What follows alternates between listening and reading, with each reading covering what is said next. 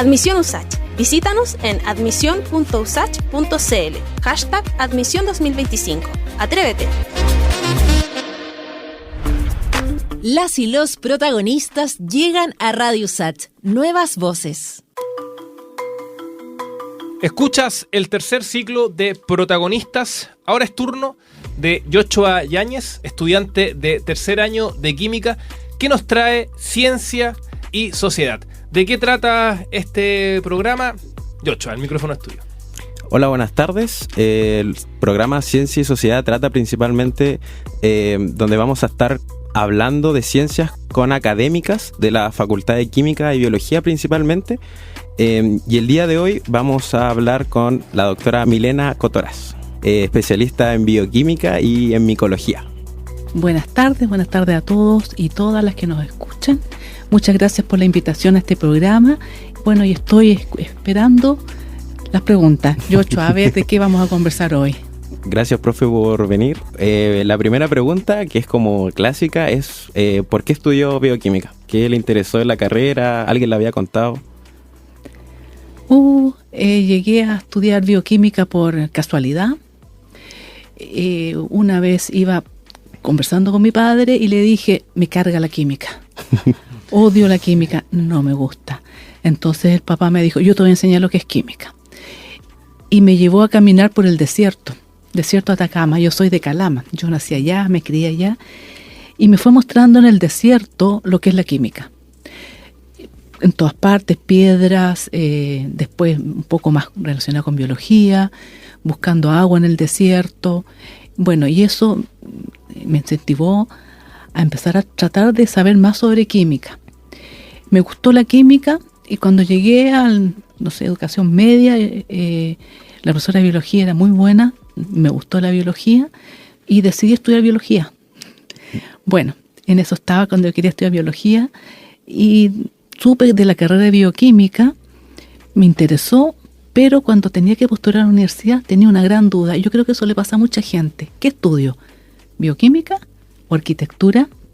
Mira las cosas distintas. Muy diferente. Arquitectura me fascinaba y me fascina todavía. Fui a orientadores, me decían, bueno, tienes actitudes para las dos cosas. Bueno, elige tú. No sé, 18 años, era difícil saber qué quiere estudiar uno. Entonces decidí que mejor me dedico a la ciencia y al arte como hobby. Y ahí empecé a estudiar bioquímica. No me arrepiento. Profe, consulta, ¿su papá trabajaba en química, investigador, algo así? El papá no, trabajaba en farmacia. Aunque no era químico y farmacéutico. Pero conocía el mundo de la química. Le encantaba, sí. Perfecto. Y a los hongos, ¿cómo llegó específicamente? Porque usted trabaja en un laboratorio de micología. Micología, claro, que es la ciencia que estudia los hongos. Perfecto. A los hongos, ¿cómo se llega desde la bioquímica a los hongos? ¿Cuál es ese proceso? Porque la bioquímica es sumamente amplia en todos los conceptos. ¿Cómo se llega específicamente a ese mundito? Bueno, la bioquímica estudia la química de las células. O sea, explicar la biología desde un punto de vista químico. Esa es la bioquímica. Y bueno, como dices tú, Yochoa, tiene muchas aplicaciones o muchos campos donde dedicarse, desde la neurociencia hasta la microbiología. Y bueno, me llamó mucho la atención la microbiología y siempre trabajé durante las tesis y trabajos que tuve, pasantía en Estados Unidos, con bacterias.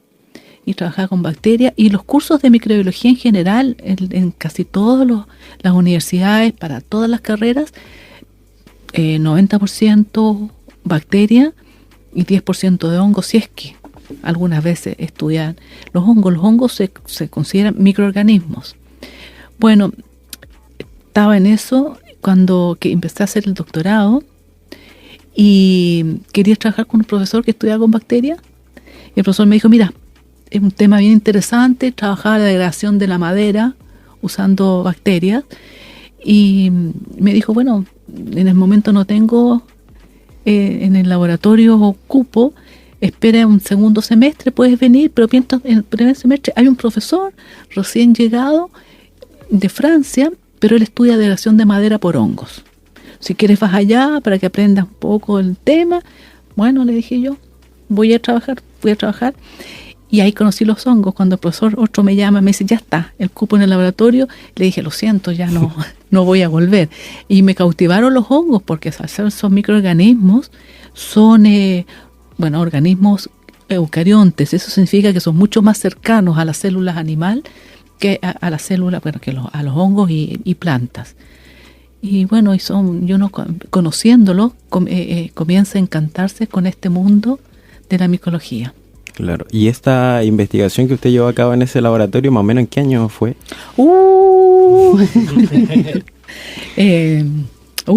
¿Cuándo fue?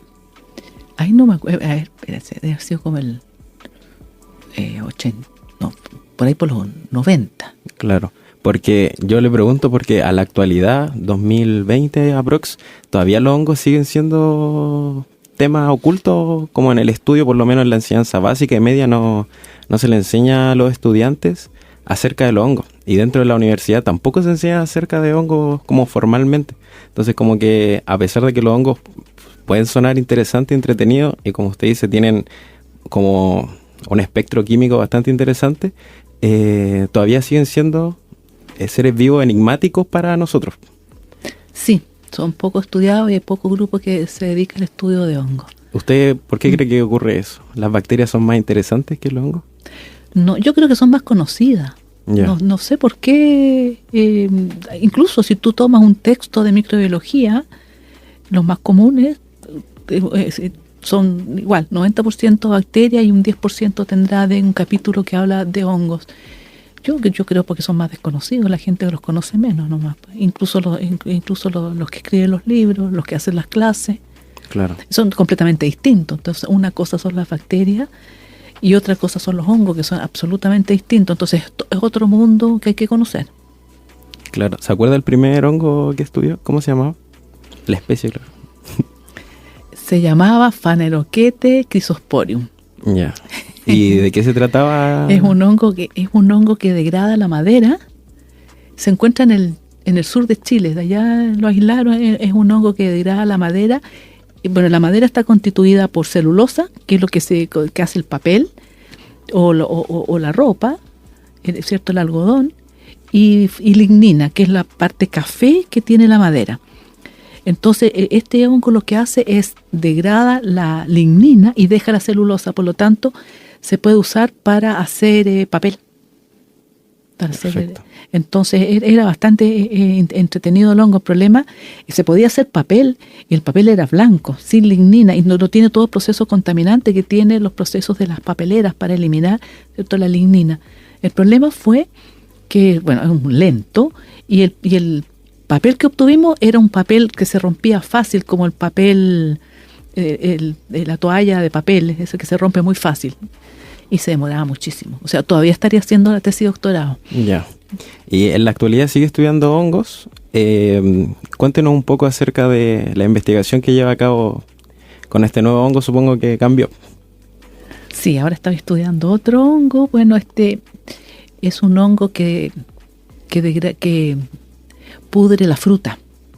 Toda la fruta que uno que vende Chile al extranjero, manzana, pera, arándano, uva, ciruela, cereza, kiwi, etcétera, tomate. ¿Cierto? Todo lo que exporta Chile, y sobre todo la uva, la cereza, los arándanos, son infectados por este hongo que produce, bueno, le da mal gusto y es muy difícil controlarlo. Es un hongo que en Chile se da mucho por el clima, porque tiene un clima en la zona centro-sur, que es un clima más bien lluvioso, más bien húmedo y no muy caluroso. Entonces el hongo es feliz en este clima. Entonces produce tremendas pérdidas para el país. Y bueno, la idea de nosotros hace muchos años que estamos trabajando con este hongo es matarlo. Y la verdad que no lo hemos logrado. Siempre yo digo, es hongo pero no tonto. Entonces tiene todo un mecanismo de defensa, ¿cierto? Entonces se hace resistente, o bien es capaz de degradar estos compuestos que se le agregan como fungicida. Entonces se defiende. Entonces la idea nuestra es buscar productos naturales, obtenidos ya sea de plantas o de otros hongos, para poder usarlos como fungicida de origen natural. Esa es nuestra idea. Hemos logrado algunos avances, podemos inhibirlo, pero nunca hemos logrado que se muera porque bueno, el hongo se defiende. Y lo que estamos haciendo ahora es, lo que hemos buscado es buscar en plantas endémicas del Cajón del Maipo hongos que crecen en el interior de la planta.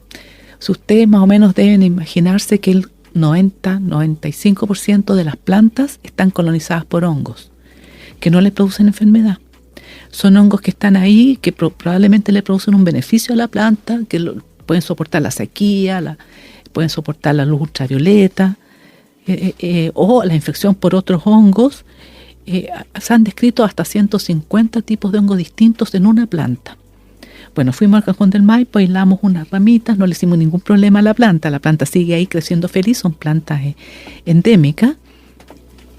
Nos trajimos unas ramas y de ahí obtuvimos hongos, crecieron hongos desde el interior de esas ramas, y de esos hongos los usamos para para que produzcan compuestos que tengan actividad contra el hongo que infecta la fruta. Y en eso estamos ahora. Entonces lo que queremos hacer es, en el fondo, usar estos hongos como unas verdaderas fábricas de compuestos naturales. Y eso es nuestro gran desafío. Tercer ciclo de Protagonistas con Ciencia y Sociedad, donde el estudiante de Química de tercer año de nuestra casa de estudio, Yochoa Yáñez, entrevista a diversas académicas de la Facultad de Química y Biología en este primer capítulo con la doctora Milena Cotoras. Doctora, me quiero tomar un poco de lo que decía en su última respuesta. Un colega suyo me comentaba tiempo atrás que hay una cantidad muy, muy grande de variedad de hongos en nuestro país. Me decía que son muchos. ¿Es tan así? Si nos puede también contar un poco de eso. Algo decía de la variedad en las plantas, pero a nivel país, ¿cuántos hongos se pueden encontrar más o menos? O sea, el número exacto no sé, pero yo por lo menos hay otro número que es bastante interesante, es que se supone que existen aproximadamente entre 1,5 millones a 2 millones de hongos, pero de esos solo se han descrito 150.000 a nivel mundial. Entonces tenemos mucho trabajo para seguir identificando hongos. Pasa lo mismo con bacterias, que las que se conocen es un número muy, muy pequeño con respecto a lo que realmente existen. Entonces, para la gente, existe un gran trabajo para los microbiólogos para seguir descubriendo organismos que son organismos ambientales, que la gente se asusta a bacterias, hongos, no producen enfermedades. Producen enfermedades, pero la cantidad que produce enfermedades es muy baja. La cantidad que produce un beneficio al ser humano es muy alta. Entonces es importante seguir trabajando y buscando diferentes nuevas especies. Pero la verdad que no son tantas las que se han descrito. Así que tenemos trabajo. Claro, hay que seguir trabajando buscando hongos. No sabía eso, que las plantas, que en una pura planta podía tener más de un hongo. Muchos más, sí. Interno. Brutal en las plantas.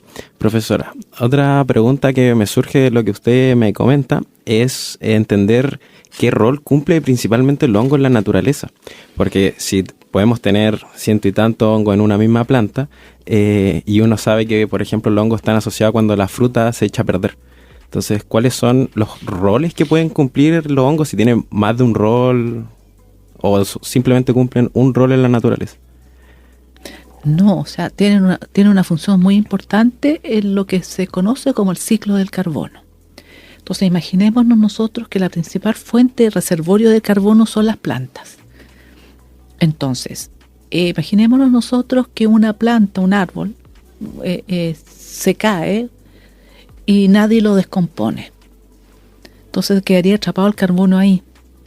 Y el rol que cumplen los hongos, uno de los más importantes, es degradar esa planta y volver el carbono como dióxido de carbono, CO2, al ambiente. Y continúa el ciclo. Entonces ese dióxido de carbono es fijado por las plantas, ¿cierto? En glucosa se forma la estructura de la planta muere y el hongo nuevamente lo degrada y continuamos con el ciclo del carbono. Eso es una de las funciones más importantes. O sea, que no estuviesen entonces la presencia de estos microorganismos, no tendríamos ya dónde pisar. Claro, son como los recicladores. Son los recicladores Son los por encargados. excelencia y son los únicos capaces de degradar la madera, la lignocelulosa. Claro, son los encargados de reciclar. ¿Hay algún hongo que le guste más que otro? Un favorito, que usted diga, a este hongo lo leí y me encantó. Mira, dentro de los hongos que son impresionantes, el con el que trabajamos en el laboratorio, este patógeno vegetal, ¿cierto? No les dije el nombre, se llama Botrytis cinerea. ¿Por qué? Porque tiene una cantidad de potencial, ¿cierto?, para infectar diferentes tipos de plantas. Claro, desde el punto de vista de la planta no es bueno, pero desde el punto de vista del hongo puede infectar diferente tipo de planta. Se ha descrito hasta 1.600 especies de plantas. Entonces se va adaptando al ambiente donde está. Ahora, si la planta se muere, sigue creciendo sobre la planta muerta. Entonces, como decía, esa tremenda capacidad de adaptar es lo que es fascinante de ese hongo. Entonces, si tú, a pesar que nosotros lo queremos matar en el laboratorio, es uno de los hongos que realmente es digno de ser estudiado. Claro, el hongo aprovecha de todo, cuando el organismo está vivo, cuando está muerto y hasta por si acaso. Sí. Profe, delante hablábamos de una frase muy buena en el laboratorio, que es una frase típica chilena, que es cuando uno dice, esto vale un hongo. ¿Está bien dicha esa frase? O Vale hongo, vale callampa. Vale callampa, claro. No, o sea, no. Desde el punto de vista de científico está muy mal aplicado ese concepto chileno. Porque cuando uno habla de eso, ¿cierto?, se refiere a que no vale nada, que no tiene importancia. Y los hongos son realmente importantes para el medio ambiente y para el ser humano. Por ejemplo, la penicilina. ¿De dónde se obtuvo la penicilina? Claro, de un hongo. El hongo, ¿cierto? Ahora probablemente es sintética, lo más probable es que la que vendan sea derivados de la penicilina, pero la penicilina se descubrió porque un hongo secretaba la penicilina y el señor investigador se dio cuenta que se inhibía el crecimiento de las bacterias en un cultivo en el laboratorio. Y siguió investigando esto y produjo una revolución. O sea, el hecho de haber descubierto los antibióticos mejoró la salud humana muchísimo. Entonces, por eso les pregunto, ¿es bueno ese concepto vale hongo? No, claro. ¿No es cierto? Porque si no fuese por los antibióticos, no sé, sería otra historia, otro mundo, otra realidad. Hay que darle una vuelta a ese concepto. Sí, piénselo bien, antes de decirlo. Profe, yo creo que ya habló de su investigación, de la línea, de la importancia de Botrytis. ¿Cómo cree usted que investigar acerca de este hongo y cómo inhibir su crecimiento podría ayudar a la sociedad en general? Tal cual como hablábamos delante de la penicilina, que dio un impacto a la salud, cómo estudiar este hongo en específico y su línea de investigación podría ayudar, bueno, quizás a la sociedad es muy amplio el concepto, pero a Chile, a la gente, a la economía. Bueno, pensando en la línea de investigación que tenemos en el laboratorio, que es el uso de la idea es usar compuestos naturales que tengan actividad antifúngica obtenida de otros hongos obtenidos de plantas, es bastante menos contaminante al ambiente, ¿cierto? Porque un compuesto natural se puede degradar. Los fungicidas que son de origen sintético son muy difíciles de degradar, por lo tanto persisten en el ambiente mucho tiempo, contaminan agua, napas subterráneas y finalmente producen daño al ambiente, a las personas o a los animales. La idea es esa, o sea, contribuiríamos nosotros con tener un compuesto que sea biodegradable. El problema, si todo tiene problemas en el mundo. Siempre hay un lado B. Siempre hay un problema. El problema es que no tiene la eficiencia que tiene un fungicida sintético. Entonces uno tiene que ver, quiero proteger el ambiente, lo uso o no, bueno, pero es importante también para el uso de la agricultura orgánica. En la agricultura orgánica no se puede usar ningún compuesto sintético. Claro. Es una alternativa. Pues hay viñas que se declaran orgánicas y estos son una alternativa para esas empresas. Eso sería nuestro aporte a la sociedad, pero dentro del mayor aporte que pienso yo que tenemos nosotros como laboratorio y como investigador es la formación de personas. Más que el producto, es las personas que se forman en el laboratorio, que salen, ¿no es cierto?, a la sociedad, a hacer más investigación, a divulgar la ciencia, a enseñar en los colegios, a los niños, niñas y adolescentes para que poder tener, ¿cierto?, más científicos en Chile. Yo creo que ese pienso que es el mayor aporte que tenemos como investigadores y como formadores de personas, que es lo que nos orgullece como académicos, y a mí especialmente.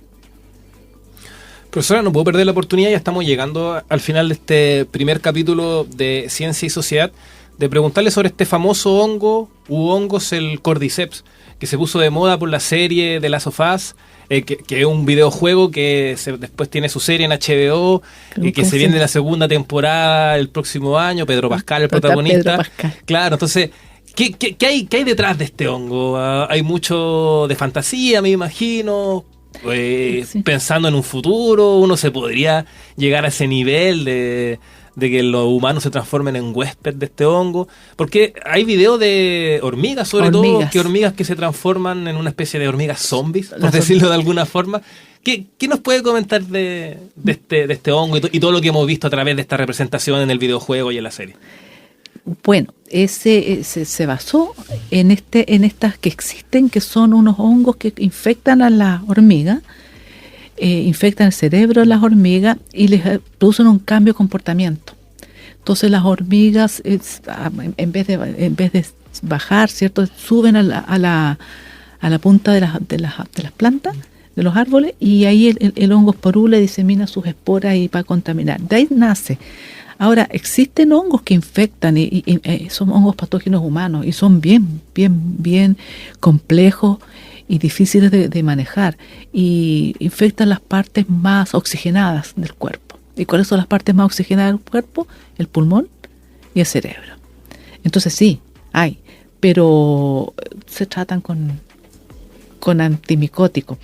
No vamos a llegar a zombies, pero sí, o sea, ha servido esa serie, la verdad que nos ha servido. Yo creo que ha estimulado en la gente a saber más de hongos.